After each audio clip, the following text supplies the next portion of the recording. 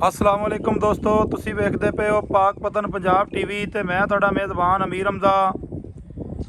जिस तरह के वीर सज्जन जानते ने असी डेली वीरां नूं प्योर नीली दियां मझां विखांदे रहने हैं, जोटियां विखांदे रहने हैं। अज वाली जिहड़ी वीडियो है यह मझ तुसी वेखी होनी है, लोडिंग की वीडियो है। पहलन जोटी हाजी अख्तर साहब वाली थल्ले दे कट्टा यदी जनाब असी वीडियो लाई आई। जोटी हो गई है सेल। ये जनाब जा रही है ज़िला गुजरांवाला, मेन शहर ही गुजरांवाला।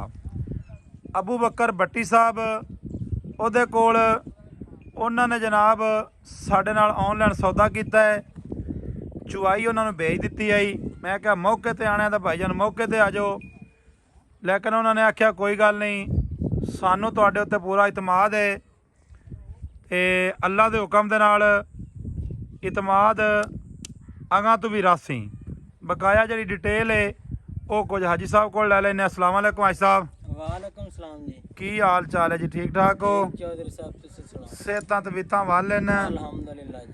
भाईजान हुण मैं जो तेरे को पुछां भाई यार कोई तैनूं मेरे ते डाउट या उरां या परां, ये गल वैसे बनती नहीं है ना? बनती नहीं ना। तेरा पूछना भी नहीं हक बनदा ते साडा भी नहीं पूछना। नहीं वो मैं वेखदा रहना अक्सर वीडियो।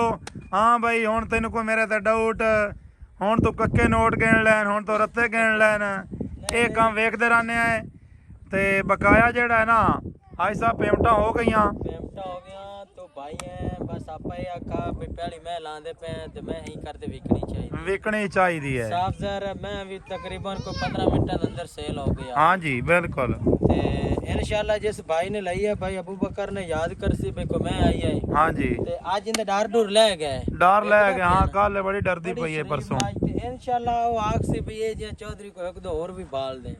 हाँ जी एक बार तो मुझे तेन पता है जो ताज़ी मझ इत्थों जाती है ना, किधरे भी सफर करते जाती एक बार टुट जाती है। 3-4 दिन तो मझ सीधी नहीं होंदी। हफ्ते तो बाद मझ ने रिजल्ट देवना ते जेड़ियां गल्लां आपां कीतियां ने इंशाल्लाह पूरियां ना उतरन। बकाया काम ठीक रही है ना पाक पतन पंजाब टीवी ते? यार पाक पतन ते सानू अगे फुल भरोसा है। चलो थोड़ा प्यार है, थोड़ा प्यार है जी। पाक पतन पंजाब छोटे बच्चे ने एक बार यहीं टोर ते लाया भी ना तो मझ टुरदी फिरदी विखा दईए तो फिर लोड करवाने। जिन्हां नाल जनाब साडा सौदा नहीं बनया उन्हां तो जनाब असी माजरत करने हैं, क्योंकि मुड़ सौदा बनना ना बनना ये तो मुकदरां दी गल है भाईजान। क्योंकि रेट दे मामला अग्गा पिछा मुड़ सारा ही होंदा, तुहानूं पता ही है।